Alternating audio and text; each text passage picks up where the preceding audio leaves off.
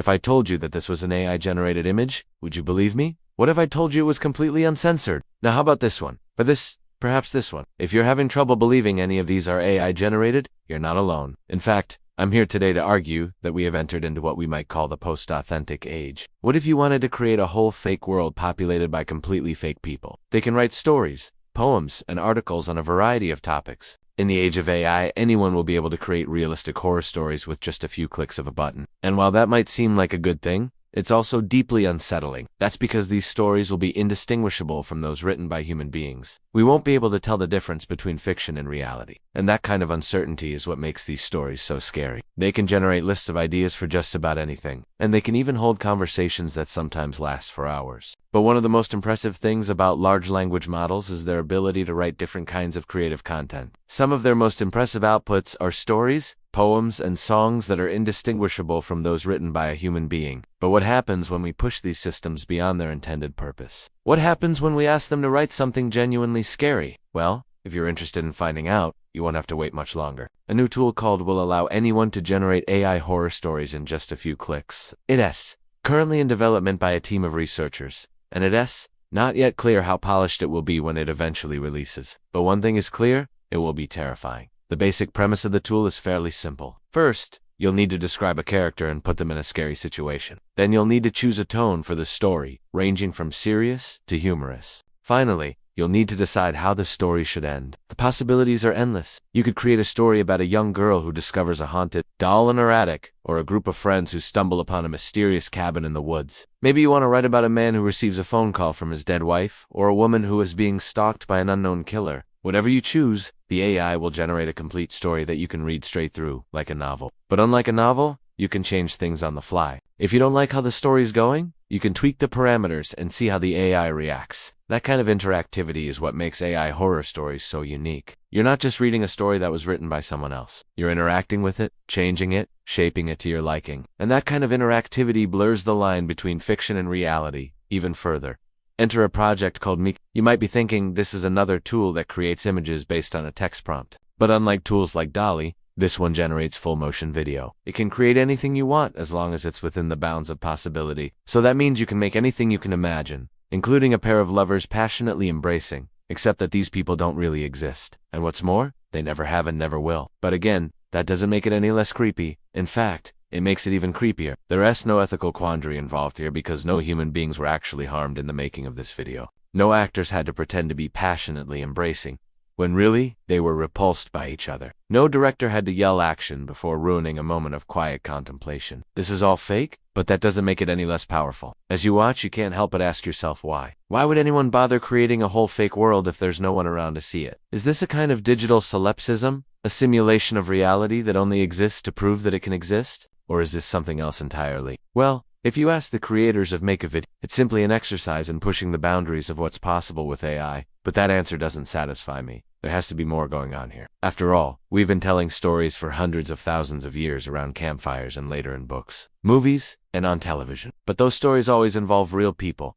people like you and me, acting out imaginary scenarios. The idea of an AI generating an entire video with no human input whatsoever is unprecedented. And as such, it makes us feel deeply uneasy. That's because we're not sure how to categorize this. Is it art? Is it entertainment? Is it something else? And by not knowing, we're forced to confront the possibility that maybe we're not ready for this kind of thing yet. The truth is, we've been telling stories for so long that we've come to rely on them. We rely on them to transport us to different worlds and to allow us to experience things we never could in real life. But what happens when those stories become too real? What happens when we can't tell the difference between fiction and reality? That's what I want to talk about next. The line between what is real and what is fake has become alarmingly blurred. And if recent developments in artificial intelligence are anything to go by, that line will continue to be irrevocably scrambled. Recent advances in generative AI like DALL-E 2 and its successors have shown us just how frighteningly good these systems can be at imitating human creativity. But while we often focus on their ability to spit out whimsical images of George Washington riding a unicorn or realistic portraits of people who never existed, I want to spend some time today talking about a much darker and much more unsettling side of this. Technology, AI-generated horror. We've already seen how realistic AI-generated images can be. Now let us take things up a notch with a look at some disturbing new tools that use similar technology to generate realistic videos and audio clips. Let's start with this tool. which takes a text prompt and a photo of a person and then generates a short video, clips showing that person doing something they would unnormally do. So for example, you could upload a picture of someone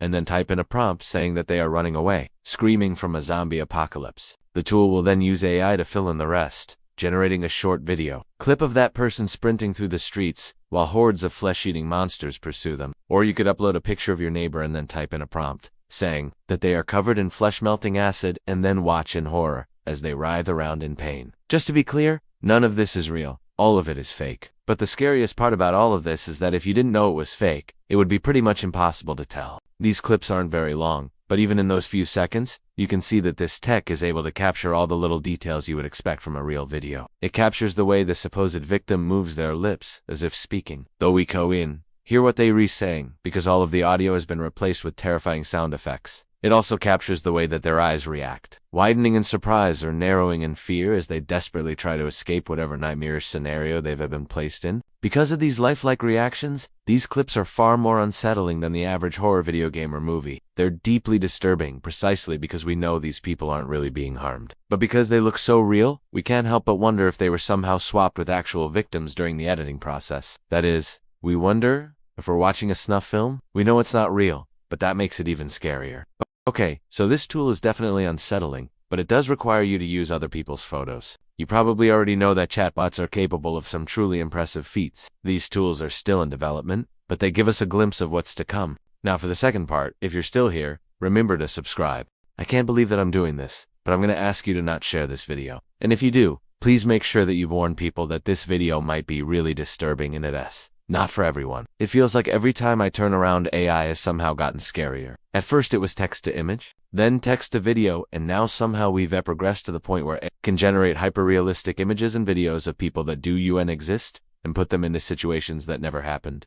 Okay, here we go. Now I'm no AI artist, so I thought that this prompt would create something that looks like an AI-generated image. I feel like this entire situation is like a huge slippery slope. Well, think again. OpenAI just released a new model that can generate videos from just a few pictures. That means that you might only need a few pictures of your ex, and you can make it look like she is doing anything you want. If someone can create realistic videos of people that don't exist, then why would they be able to create videos of actual people doing things that they never did? People are selling AI-generated videos of women getting tortured, and it's all labeled as just a video game. What is the difference between this and training a model to make realistic videos of people doing horrific things? But instead it created something that looks like a normal photograph taken by a normal person with a normal camera. There's no way that I could have guessed that this was an AI-generated image. Now imagine that same level of realism with audio. We've already seen how realistic AI-generated music can be. But what if it could also sound like someone singing a song that they've never sung before? Just remember to keep this video a secret and don't share it with anyone. Also, please follow for more AI updates.